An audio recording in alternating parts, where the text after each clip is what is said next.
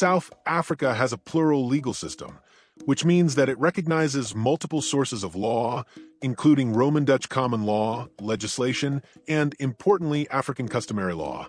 The Constitution of the Republic of South Africa, 1996, explicitly acknowledges this legal pluralism in Section 211, which provides constitutional protection for customary law and traditional leadership. Section 211 of the Constitution states, firstly, that the courts must apply customary law when that law is applicable subject to the Constitution and any legislation that specifically deals with customary law, and secondly, that customary law is recognized as a valid and independent system of law, but only to the extent that it is consistent with the Constitution.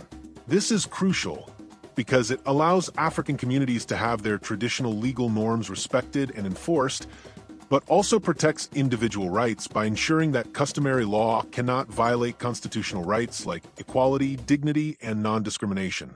In the B versus Magistrate Kailicha case, the Constitutional Court had to consider the rule of male primogeniture under customary law, which dictated that only male heirs could inherit property in intestate succession.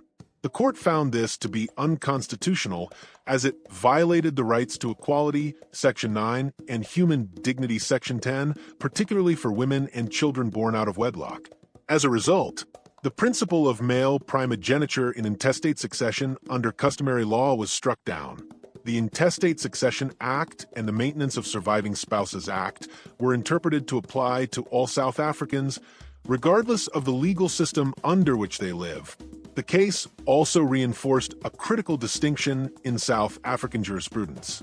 Official customary law refers to the version written down in statutes or legal texts.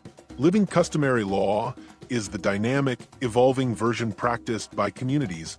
Courts are now encouraged to give effect to living customary law, which reflects actual community practices, even if it differs from written or official versions. So, in summary, South Africa's recognition of customary law within its constitutional framework shows a sophisticated balancing act. It respects the cultural and legal traditions of its people. It ensures these traditions do not violate constitutional values like equality and dignity. And finally, it creates a space where pluralism and human rights can coexist in a transformative environment.